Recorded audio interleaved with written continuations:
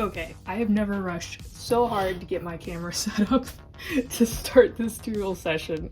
There's a reason for it. I'm gonna tell you right after this intro. It's the Lily factor. Ding! Onward, on with it. Let's go. Let's do this. Get to a page, come on. Man, I am so used to drawing on my iPad. I just had this moment of like, that didn't move the way I expected it to. As you can see, I'm already starting with the Sonic face structure. There's a reason for that. I am drawing a Sonic character today, but it's not one you've seen me draw before. It's a new character that was created by another channel who saw my how to design a Sonic character tutorial and then took it and ran with it. So I'm about to start blathering about it. We're starting with the warm-up because I have not drawn on paper in a hot minute. So I was working on storyboards for my biggest video project for this channel of this year. I wanted to make it last year, but I think I underestimated how much work it was actually going to be, so I didn't work on it much. And then when it was like getting closer to the end of the year, I was like, all right, let's make this video happen before the year's over.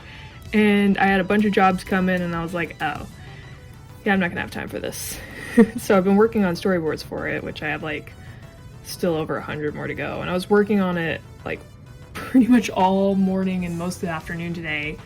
And I was just starting to feel burnout because like I knocked out a lot of boards yesterday, but today I've spent like 4 hours and I only knocked out 4 storyboards. So I was like, ugh, what am I doing wrong?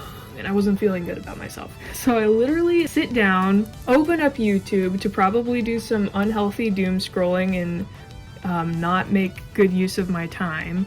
And then I see this short entitled Drawing a Sonic Character as a Race Car Driver, which I was like, ooh, that looks interesting. I want to see that. I'm looking at it, I'm guessing, I'm like, okay, I think that's this particular artist I'm subscribed to. I'm pretty sure that's her work, so this will be fun. I like to see her work. Let's see how it goes. And then I open up the video, and it's like literally a promotion, and she followed my tutorial to create her own Sonic character. Absolutely made my day. So I'm like, if I'm gonna take a break from storyboarding, which is healthy because I shouldn't stare at my iPad for too long, you know, I want to work on something else.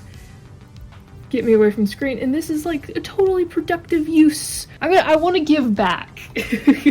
I want to give back, so that's what I'm doing. But anyhow, enough with the backstory context. Let me show you whose character I'm recreating. Check it out. This is Kitty Lon's channel, her character from her video, and I will link the video down below so you can check it out. And then this is her sister's recreation of the character. Aren't they both really talented artists? I just love this. So I want to return the favor. And I'm going to be drawing her character Rev, which, oh my gosh, I love so much about it. I love the colors. I love the outfit. She has no idea. I love drawing these kinds of jackets. I also draw race car driving characters sometimes. You don't even know. This is so cute. I'm so excited to draw this. I'm thinking I'm just gonna do like a warm-up sketch to start so I can get to know the design. And then once I have like a sense of comfort, maybe just not have the character in a standing pose once I figure out what the design looks like. She's got a lot of great videos. She has some really fun short form content, art challenges, and sketchbook tours, that kind of fun stuff. And then she also has some really great long form videos where she does various art challenges and character design challenges. They're really fun. I first found her channel where she was doing a challenge where she was drawing like I think 50 Spider-Man in a week. I always love when I see like a channel I haven't seen or heard of before just pop up. I'm like, oh, this looks fun. I like this idea. And so I started watching it. And what I appreciate about her as an artist, and I always strive to find artists like this, that they push themselves to draw more than like one specific niche, where they'll draw like not just characters, but they'll draw animals or environments or props. I always appreciate that because I guess I just like variety. It's not really like to say that to discredit artists who don't do that. It's not to say that they're bad or anything, but it's more just like a personal preference that I like seeing artists who have variety. I'm kind of wondering if I want to like try this sketch again before I like commit to the body, just because I'm giving it like really humanized proportions. Yeah, I think I'll sketch it again. I'm gonna try again.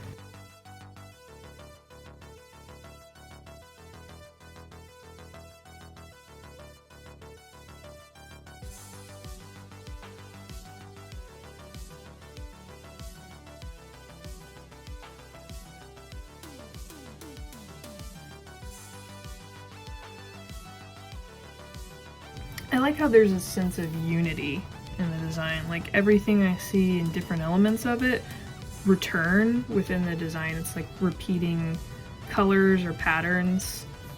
It gives like a good sense of harmony in the design. Now I can really focus in on getting the proportions the way I want them, now that I know what the character looks like.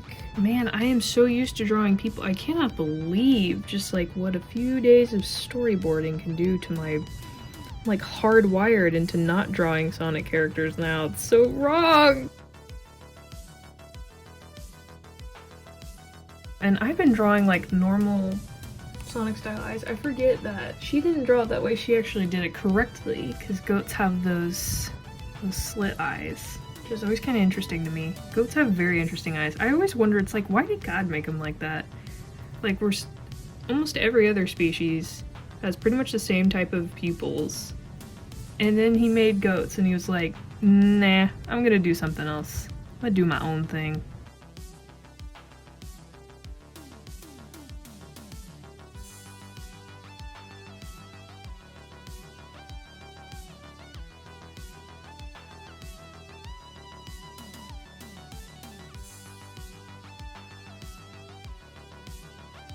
So now I've got to ask an important question for Kittylon here, of her character. Now, is this character going to be a Formula 1 race car driver or NASCAR driver? Which one? For all I know, there's something like obvious in the design that would give it away, like, oh duh, the jacket clearly implies that it would be Formula 1. I don't know a whole lot. But what I do know is that I don't know much, and that's a pretty powerful thing to know. Another thing I appreciate about this design is that I did not have to grab very many colors. If it was one of my own designs, I'd be here for hours trying to find colors. I use way too many colors. See how it kind of looks pink right now? It's always cool at first when you're coloring like marker over pen, because it has that nice smearing look. Problem is it dries and then it doesn't look like that. It's very short-lived when it comes to being cool. It doesn't last, unfortunately.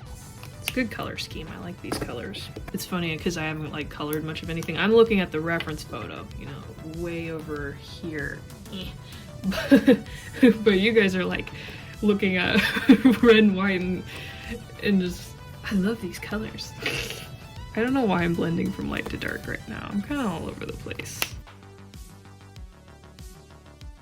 Now let's try actually blending these colors the proper way, from dark to light.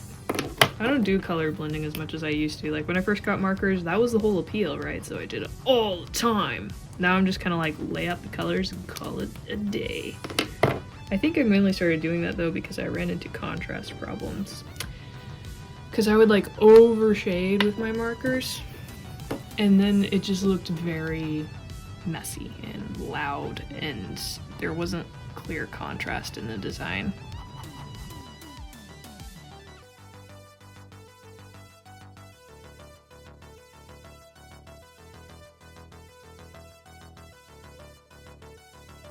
Oh, that's one other thing. I'm just gonna be yakking about this design from time to time. Every now and then it dawns on me that I don't see a lot of like character designs with red and yellow in the color scheme. So when I do see it, it always like sticks out to me, because they're both like red and yellow are really like loud, attention seeking colors. They like draw the eye really quickly. It's always interesting to see the two colors together because it gives like a very electric, like eye-catching look. I wasn't gonna go for the chisel nib. Oh, I was about to color that area. Oops, don't do that. I love these colors. Oh my gosh. Oh, this is gonna be a fun character to draw. I mean, I knew that going in. Duh, I say it like I just realized that. Drawing it 3 times. Oh yeah, this one's gonna be fun to draw. Really? Who would have guessed? Is this one black or is this a gray? It's black! Yeah! They were on clearance at Hobby Lobby, these Faber Castell markers, but here's the big kicker. They're alcohol based, but they're really small, so I'm sure like if I use these often, I'll probably dry them out really fast because I dry out Copics pretty fast and they're a little bit thinner than these Ohuhu markers. But anyway, as I was saying, they're alcohol based, they have a brush tip, and they have this really fine tip, so I was like, I gotta get these because I think this would be perfect for like travel art supplies, or for times like this when you need to color a really small area with an alcohol marker. That's where they're useful. Alright, now that I got the frame of reference, I can get my iPad back to charging, and then get some desk space back so I don't have to look at reference images anymore. Alright. I'm feeling like a little stiff. I want to draw like some dynamic poses, but I just feel like nervous about it. I don't know why.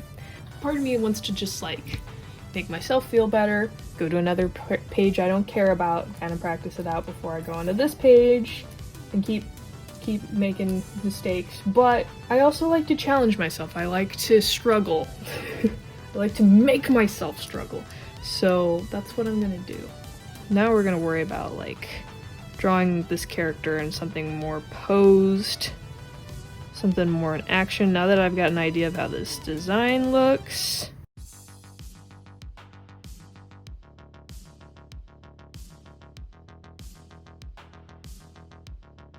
So just enjoy this moment of silence where we remember the time where Lily used to talk while she drew.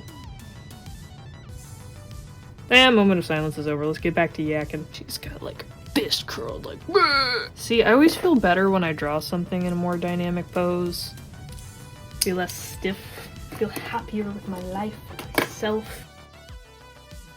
Well, all I can say is good job, Kitty Lawn. I can't talk today. Good job. I love it. It's very cool, very fun. Design, that is. I gotta give context when I'm talking. I keep talking out of context and I make it harder for my editing self. It's like, how do I piece that together in the footage? Another thing that's kind of fun about her picking, or designing a Sonic character that's a race car driver is, you know, if you're a Sonic fan, you know the irony of that, since we've got that new Sonic racing game out. Everyone's super hyped about. Just don't ask me about it in the comments because I haven't played it yet.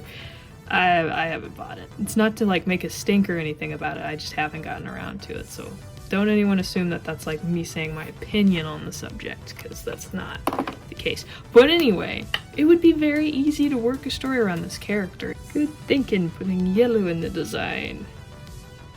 Happens to be my favorite color.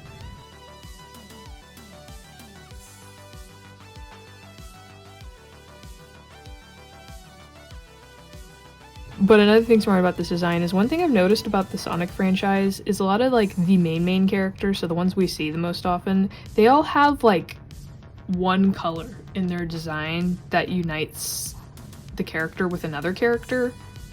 Particularly like typically the colors that unite them is with Sonic, because Sonic's made up of all of their colors a lot of the time, but like with the red, yellow, green, and blue thing going. So having this character have red and yellow in the design kind of unites this character with Sonic's design, making it feel more like this is a main character because she's got that color harmony.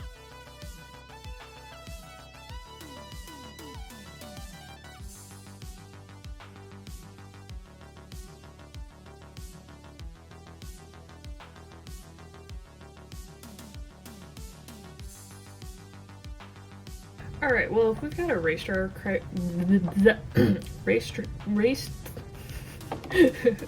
give me a moment, folks. Race car driving character. You know what kind of pattern we gotta add to this. Alright, where should we put it? I'm just gonna go for it. See what happens.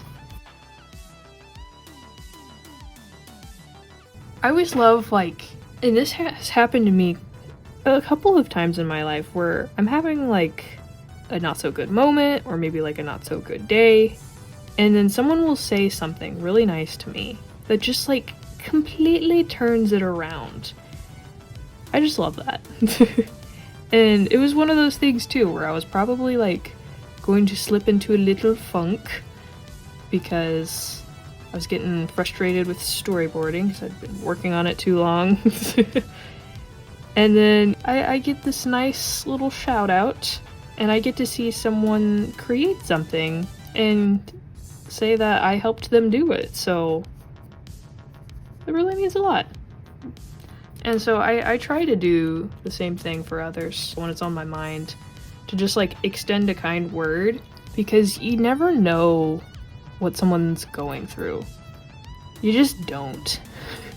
There's so many times too where I've known people where it's like they seem like they're doing okay, and then you hear like what's going on in their life at home or something, and it's like, oh, that's really hard. It's good to abide by the Bible verse. I think it's Proverbs, in Proverbs, where it's anxiety weighs down the heart, but a kind word cheers it up. I think that verse is just so true. So true. Where it's like, just one kind word can like literally shift a day.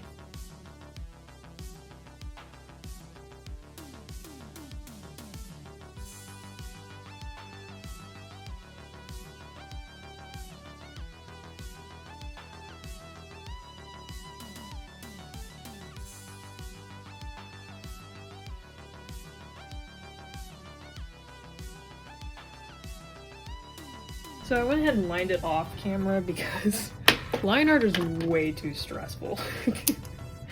It's just not worth like having to not hold the sketchbook in a comfortable position to line just to show it on camera. I'm gonna have to be really careful because I have not waited for this liner to dry. When it's not dry, it loves to smear the colors. It just loves it so much. Well, specifically, it likes to smear light colors. Don't ask me why. I think it's just Micron's little prank on artists.